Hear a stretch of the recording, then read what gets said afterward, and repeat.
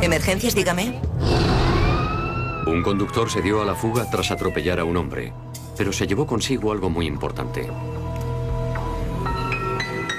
Y dejó atrás una prueba forense que al microscopio resultó mucho más gráfica que cualquier historia que pudiera haber contado ningún testigo.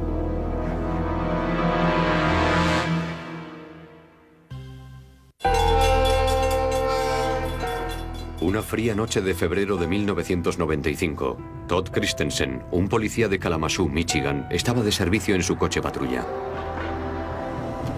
Las cosas estaban tranquilas y Christensen pensó que iban a seguir estándolo. Me encontraba tranquilamente en el coche tomándome un sándwich de mantequilla de cacahuete con gelatina, cuando se acercó un hombre angustiado que paró junto a mí. Le dijo a Christensen que había un hombre malherido a pocas manzanas de allí. Cuando Christensen llegó al lugar, el hombre aún estaba vivo, pero en muy mal estado. Estaba prácticamente muerto. Apenas podía respirar. Tenía que hacer un tremendo esfuerzo para inhalar aire. Había recibido un tremendo golpe en la cabeza. Kirk Hudson, de 33 años, la víctima, fue trasladado al hospital de la localidad. Cuando entré en su habitación y le vi con heridas por todo el cuerpo, no me parecía que fuera la misma persona. Fue muy duro. Mi madre, por supuesto, se vino abajo. Era su único hijo. Fue tremendo. Hudson nunca recuperó el conocimiento. Murió antes de que la policía pudiera averiguar lo que había ocurrido. La muerte de mi hermano nos dejó hundidos a todos. Mi madre sufrió una crisis nerviosa. Nos afectó mucho a todos. La muerte de Kirk fue el acto final de una serie de tragedias. Era un veterano de la Marina en el paro, cuya mujer de 28 años había muerto de cáncer pocas semanas antes. Hacía algún tiempo que estaba cuidando de su madre, que era muy mayor y estaba enferma. En el lugar del accidente, la policía encontró una bicicleta destrozada cerca del cuerpo de Kirk.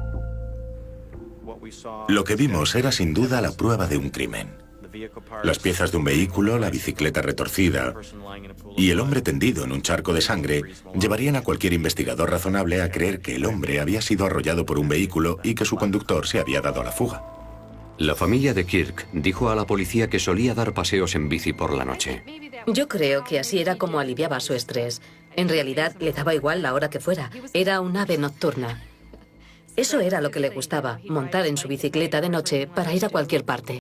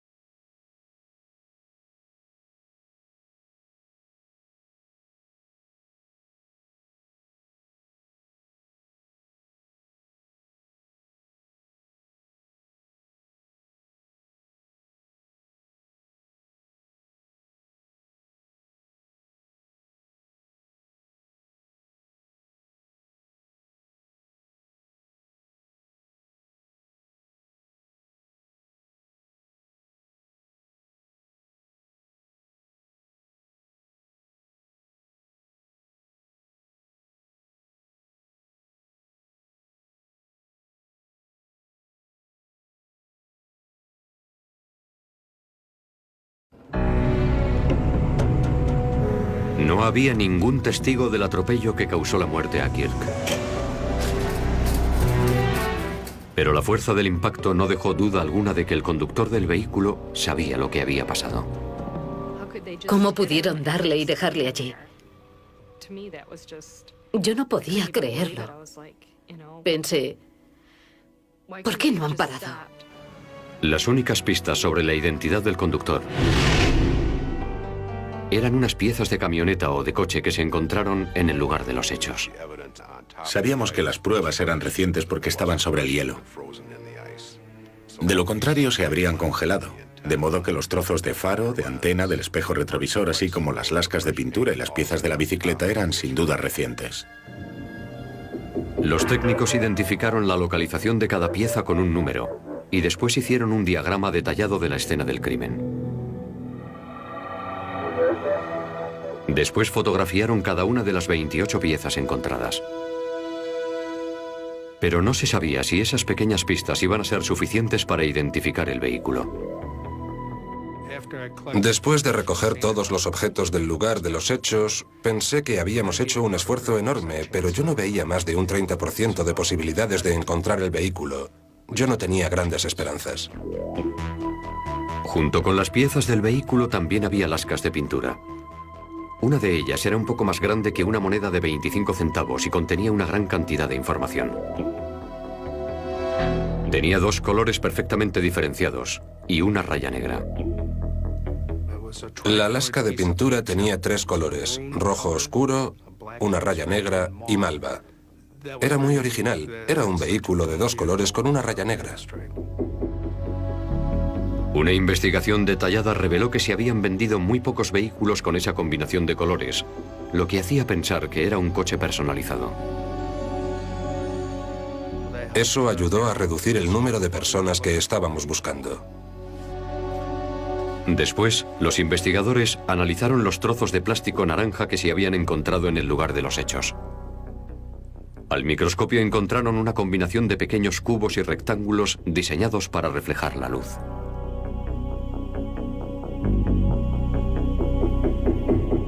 Esto daba a entender que se trataba del piloto de un intermitente o de una luz de posición. Entonces los investigadores cogieron todos los trozos e intentaron ver si encajaban unos con otros. Tienes un trozo que está roto y otro trozo que encaja. O tienes varios trozos dentados que encajan entre sí al microscopio. Y eso era lo que buscábamos. En un trozo, los investigadores encontraron una estrella dentro de un pentágono. Parecía ser el logotipo de un Chrysler Dodge. También se veía algo que parecía ser un número de serie.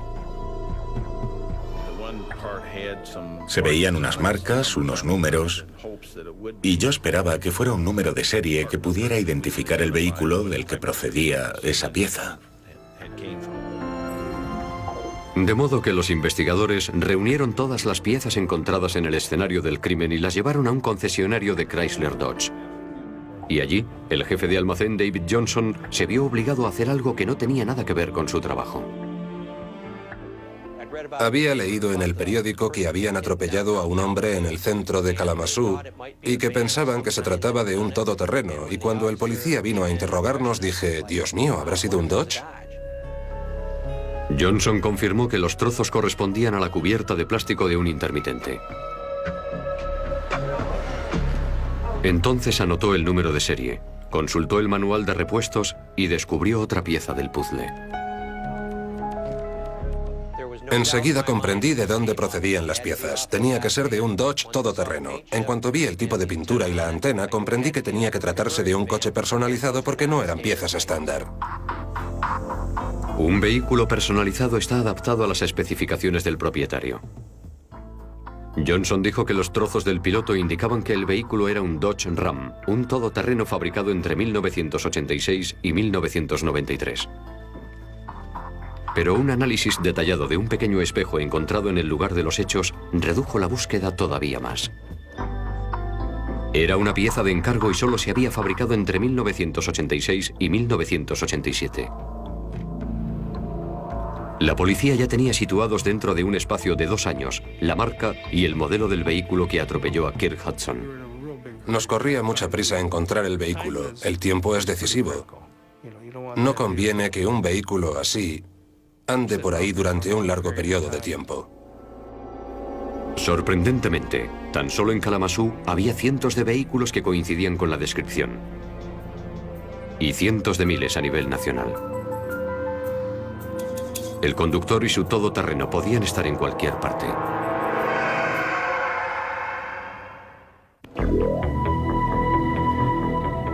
Después de examinar las piezas del vehículo que mató a Kit Hudson, la policía sabía que se trataba de un Dodge Ram rojo oscuro y malva del 86 o el 87.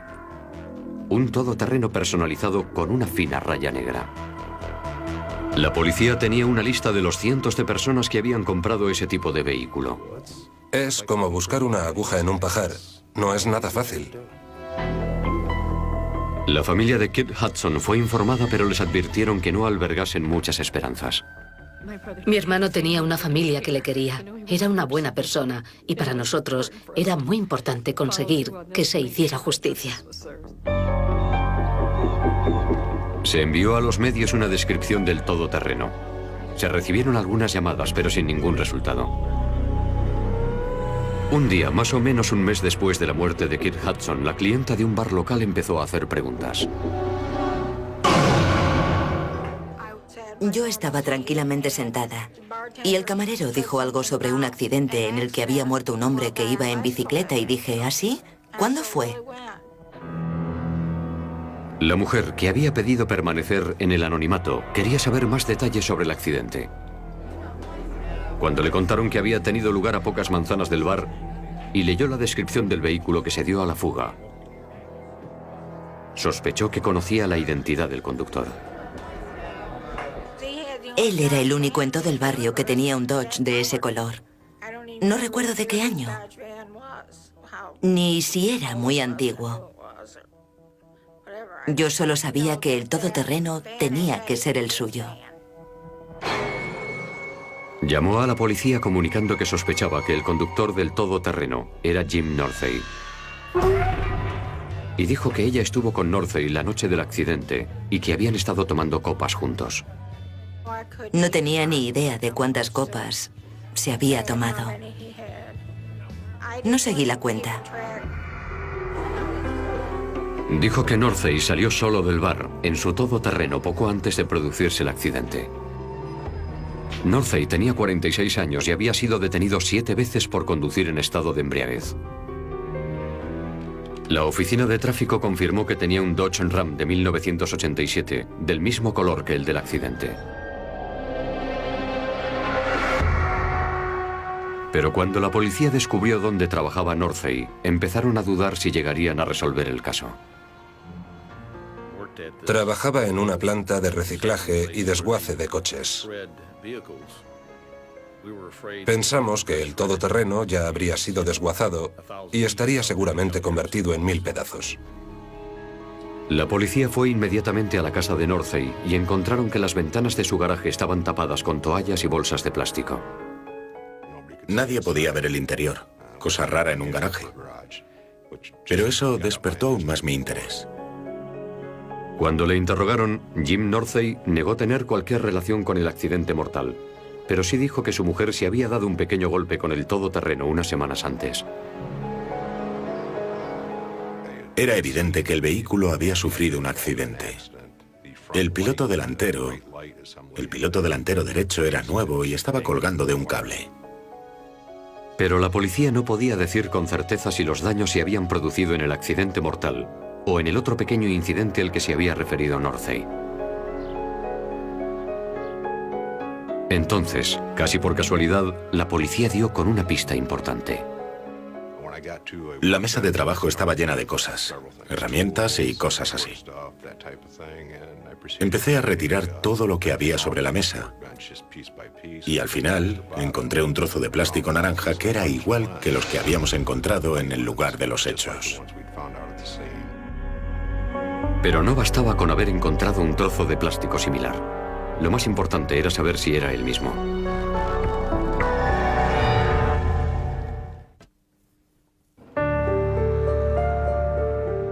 Aunque Jim Northey había negado haber atropellado a Kit Hudson con su todoterreno, la policía le confiscó el vehículo, al que le hicieron una serie de pruebas.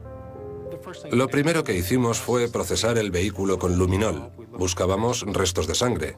Después examinamos detenidamente el vehículo en busca de cabellos o fibras que pudieran proceder de la víctima. Pero ya había pasado un mes desde la muerte de Kirk Hudson y no había aparecido ningún vínculo biológico entre el vehículo de Northey y la escena del crimen. De modo que la policía decidió concentrarse en pruebas más duraderas: el plástico y la pintura del vehículo del sospechoso. Se hizo un estudio comparativo entre la muestra de pintura del todoterreno de Northey y las lascas de pintura encontradas en la escena del crimen. Los colores y la composición química de las muestras eran idénticas. El Laboratorio Estatal de Criminología encontró una coincidencia perfecta entre la pintura del vehículo y las lascas que habíamos encontrado nosotros. Después, los investigadores examinaron el pequeño trozo de plástico hallado en el garaje de Northey. Como si estuvieran haciendo un puzzle, intentaron encajar el trozo de plástico en el piloto parcialmente reconstruido que tenían. Por suerte, el trozo encajaba. Cuando se rompe un piloto, los trozos nunca vuelven a romperse de la misma forma. Así que, en realidad, aquello equivalía a haber encontrado una huella dactilar, no cabía duda. Ese pequeño trozo de plástico reveló algo trascendental. Era la prueba de que Jim Northey había retirado los trozos rotos del piloto, los había dejado sobre la mesa del garaje, y cuando fue a tirarlos, sin darse cuenta, dejó un trocito pequeño que coincidía con los demás trozos encontrados en el lugar del crimen.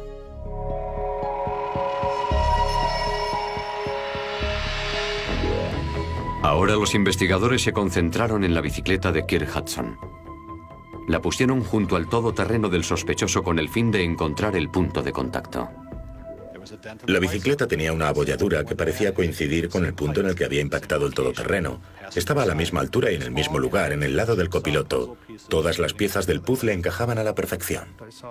Vi que el impacto de la bicicleta coincidía con el del todoterreno. El piloto estaba a la misma altura que el sillín de la bicicleta. El color del todoterreno coincidía con la lasca encontrada. La antena... Tuve la enorme satisfacción de haber hecho un buen trabajo. Habíamos localizado el vehículo. Basándose en las pruebas forenses, Jim Northey fue acusado de haber abandonado el lugar de un accidente con resultado de muerte. Fue estupendo conocer el nombre de la persona. Eso era importante. No que le conociéramos, sino saber quién era. Eso podía ayudarnos a poner fin al asunto. La fiscalía ofreció a Northey la posibilidad de declararse culpable de un delito menor a cambio de una reducción de sentencia, pero la rechazó. La defensa sostenía que esos pequeños trozos de plástico y lascas de pintura reunidos por los técnicos forenses no serían prueba suficiente para convencer a un jurado. Pero se encontraron con un grave obstáculo. Como nadie había visto a Northey al volante, la única prueba física que tenían era la presencia del todoterreno en el lugar de los hechos. No había testigos. Y cuando no hay testigos, resulta muy difícil tomar una decisión hasta que no se presentan todas las pruebas. Los trozos de plástico del piloto que usted recogió en la escena del crimen... En el juicio, los fiscales pasaron horas explicando al jurado cómo encajaban perfectamente los trozos de plástico y las lascas de pintura. Al final, se demostró que Kirk Hudson había sido atropellado y abandonado a su suerte. Las pruebas científicas siempre impresionan. A los jurados les encantan las pruebas científicas. Ven CSI, ven este programa. Este es uno de los pocos casos en que realmente tuvimos muchas pruebas científicas. Tenía que ser más que una coincidencia el que allí hubiera un trozo de plástico, unas lascas de pintura o unos fragmentos de cristales. Y cuando los mostraron a pantalla completa, se vio que coincidían perfectamente. Y resultó muy convincente para el jurado. Todos estos puntos que están marcados aquí son pruebas. Tras un juicio de 3 días y tan solo 4 horas de deliberaciones, el jurado declaró a Northey culpable. El jurado le situó al volante más allá de toda duda razonable y ahí se acabó la historia. Fue sentenciado a 4 años de prisión. La familia de Kirk Hudson sigue afligida, pero agradece que el asesino, sin saberlo, dejara la información que llevó a su captura. Todas esas piezas se convirtieron en una sola que resolvió el caso. Puede que si esto hubiera ocurrido hace 20 años no se hubiese resuelto. Fue necesario unir todas esas pequeñas piezas para resolverlo, así que estamos muy agradecidos. Las pruebas son fundamentales en cualquier proceso criminal. Puedes decirle al acusado, se saltó un semáforo en rojo, y él te dice, no es verdad, y tú le dices, tengo sus huellas dactilares. No hay discusión, es una prueba. Otra moraleja de esta historia es que el esfuerzo policial en la investigación, la paciencia y la determinación pueden llevar ante la justicia a personas que de otro modo habrían escapado.